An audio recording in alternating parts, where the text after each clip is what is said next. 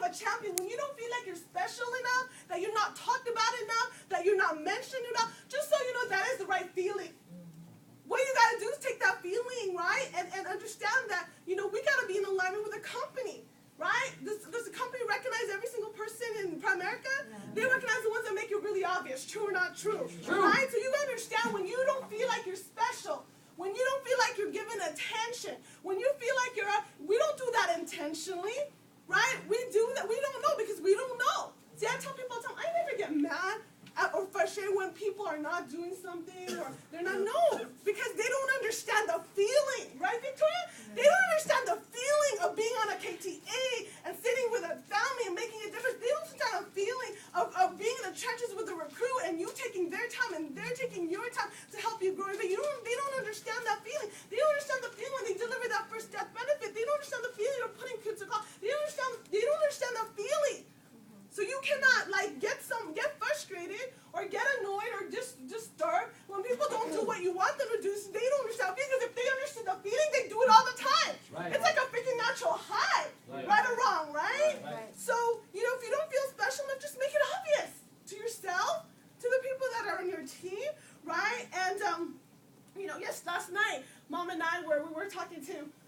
Dewey Cass's wife, we're having a conversation, and Sandy was there, and we're meeting that new Filipino couple that's making like $100,000 now, and all that kind of stuff. And when you're in the trenches, here's the thing, and this is one of the things that I know with Chris, she can definitely attest to. One of the things that you got to realize is when you're in the trenches with your team, like you're day in, day out, it's like you're like, right, Chris? Like with Chris, I remember when we're talking about our VP promotion, right? One of the things with me and Chris, we've gone through heaven and hell together, right? We have this kind of weird relationship where, and Brian knows that, right? Chris knows that, Vince knows that, Mom knows that we're right and then we're not right, but we always get right. But either way, we're always like right. And then so when we're going through our VP criteria, see, I could have done one or two things, right? Because we put the criteria as Chris, one of the things you have to have is your office. She's like, but you know me, like I want to make sure I have an emergency fund, and I want to make sure. I was like, no, and I didn't take. But why? Because I want the best for her. I want her to feel what it means to put paint in your office, what it means to put your own desk, your own. Like you can be like whatever, right? It's yours. You make the decision, right? I don't want her to start off in being in our office, taking our orders, taking our rules. No, because she's a daggum RVP. She makes the freaking decision. Yeah. That's why, and I'm so proud. First month out of her 4,000 in income.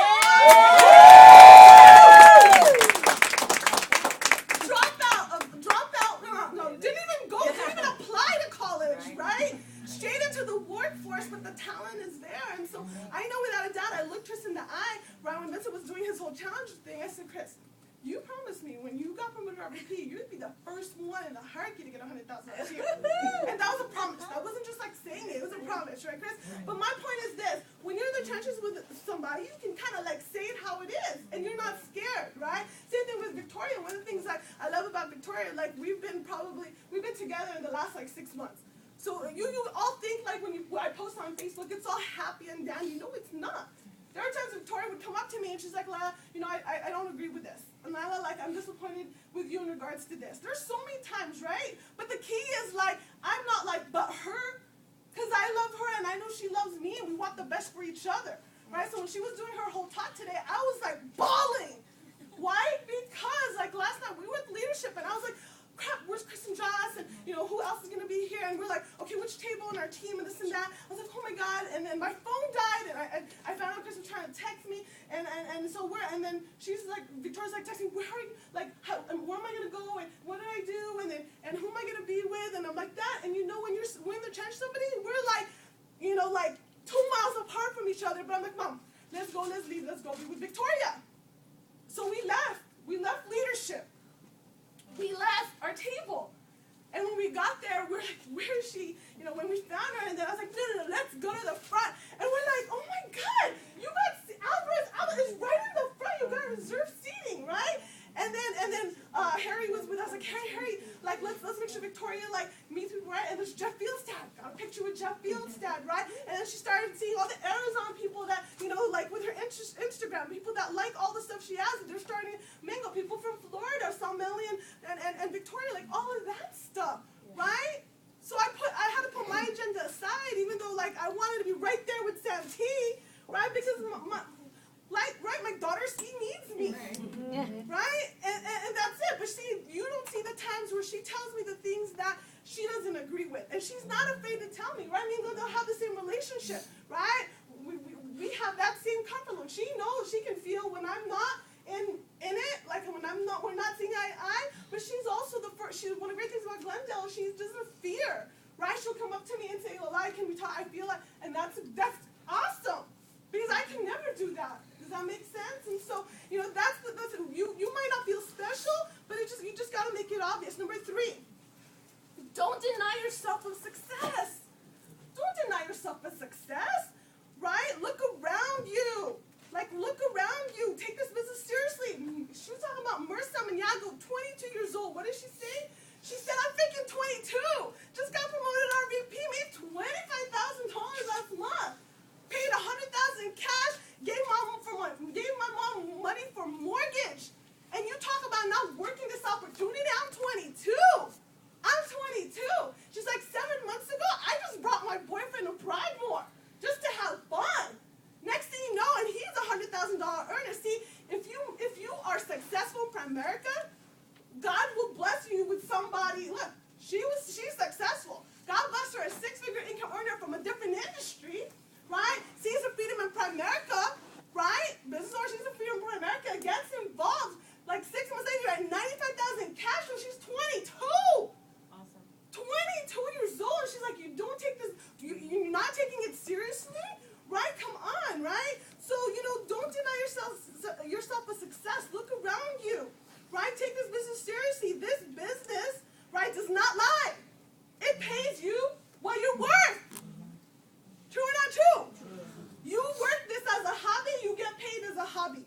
Sometimes not. You work this as a job, you get paid a job. You probably see a paycheck like every week, once a week. You treat this like a sport, right? And you get paid like you're a person that works sport, right? And now you gotta work it. This business is for profit. It's always about profit.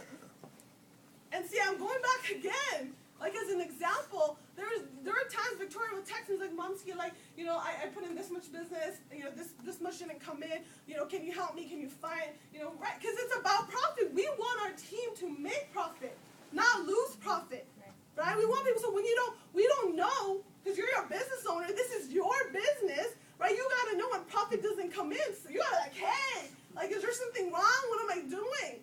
Right? Because we went through the same thing you're going through. So why would we want you to go through it, right?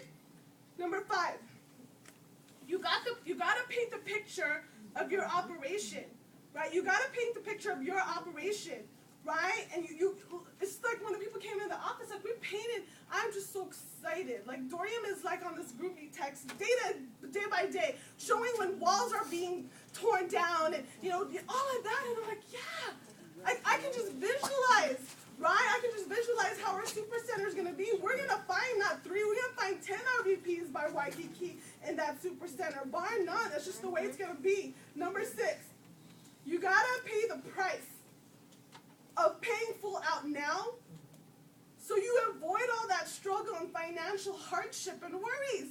One of the biggest things for me is when I see our team have struggles and worries financial. We're in a financial services business, right? Are you gonna have struggles and worries? Yeah, you get that to get mentally and mentally tough. There's no way you can be tough in this business if you don't go through struggles. But when you go through those struggles and you have a solution, don't go through it again. Does that make sense? Right? Christian always talks about, you know, work hard, but you gotta work smart. Don't go through that same struggle again. You experience what it is to financially struggle. That's why, man, I'm telling you, you ask Mom, there's not a week or day go by, like, I'm looking at that account and just pulling money so she can say that thing. Right? We got stock coming out. I'm not even talking about that. I'm talking, why? Because it's all about, you are going to go, a business goes through, just like the business that we took, the office profit, Security Summit. Make $7 million of profit, right? Net's income. Net's $100,000. He's been in it 18 years, and there's nothing. There's nothing. You know what he said? He said, like, I said, so what are you going to do now? He's like, well, I'm going to take a 2-year break and try to figure out what I need to do with my life. Wow. He's got to start all over again. Right? Some of you guys got to think, I need to put $7 million in my Primerica business so I can work like it's worth $7 million. Does that make sense? Are you guys with me? Right? And so all I can tell you is, you know, you got to paint the picture to yourself, to your partner, to your team, where you're going. Right? And you got to pay the price of painful out now. Those of you that are young right now, young at heart, have young kids, young whatever, pay the price now. Pay full out now. So you avoid all that stuff. You avoid all that stuff. You know, there are so many times in our business that we've gone through financial situational issues, right? And there's not one time that I let that issue get to me. Do you know why? Ask me why. Why? Because I'm a money-making machine. Yeah. Whether we had a team, I make money. I know how to make money. I know how to pick up a daggone phone. I know how to make 30 phone calls. I know how to prospect, cold market. I might not like it, but I know I can do it. Yeah. I can do whatever I want because I'm a money-making machine. Yeah. I'm the right? I'm the one that makes that happen. It's a partnership, but I'm the one who does the uncomfortable. I'm the one who gets down and dirty. I'm the one that gets hit. I'm the one. Why? Because that's just we accept it. We accept it. So it doesn't matter if you make $1 million or $500,000 or 10,000 income or 20,000. You're gonna go through financial issues. Just accept that. The question is, what are you gonna do about it? Are you gonna do something about it, or are you just gonna let it take over you? Mary Coker said, you focus on your goals and dreams and focus on your daggone bills. Bills will be bills. Doesn't matter how much you make, you'll always have bills. That's called the United States of freaking America. Right? But the question is, what are you going to do? And if you're here already, and you're praying, God, I have all this debt, or God, we don't got money, dadgummit, you're in the best freaking opportunity in the whole wide world. That's why you're here. That's why God blessed you. Now what you got to do is do something about it. True or not true? Right? Somebody pinch Joe for me. Okay. Number 7. Joe's a Christian's new brother, right? Found brother. Okay. And I love Joe. Joe's like, you know, Christian, I've always wanted is it an older brother you said? Older brother, right? There's not a night that goes by. Just so you know, Joe, there's not a night that goes by that Christian comes home and he's like, man, you know, I like Joe. Like, Joe. Like, it's all Joe. I'm like, dang, you spend too much time with Joe. Number 7. Right? Number 7, you got to pour the belief in the team. You got to pour the belief in the team. And then the one you actually work with are the ones that raise their hand and make it obvious, like, come and help me. Right? When I first started with Victoria, it wasn't me saying, oh, Victoria, you know, let's work together. No. It was like, I want help. I want this to be my business. I'm thinking about going to school. Like, I want to really learn this. Like, I don't want to work at myself, but I want to learn. I want to help. I want to help. If it's not going to, here's how directions. If it ain't going to be from you, then I'm going to find it from somebody else, right? It was a night, it was at night when we were having that conversation, right? Those are the champions you want to work with. Pour your time. Those are the ones, right? Because it's timing is right. Just because your RVP, your regional leaders, your vision are working with you doesn't mean they don't love you. They would die for you. People in Primerica have the biggest heart ever. We would die for our people. It's just we want to know it's the right timing for you. That it's your decision. That you're making that decision, right? So pour the belief in your team. Number 8. The system is in place. True or not true? True. Because you know, it tells me there's a system. Like last night, this afternoon, he's like, man, your brother's like so smart. I was like, oh, I know that already. You know? And he's like, you know, like we're talking about in technology, and he's like,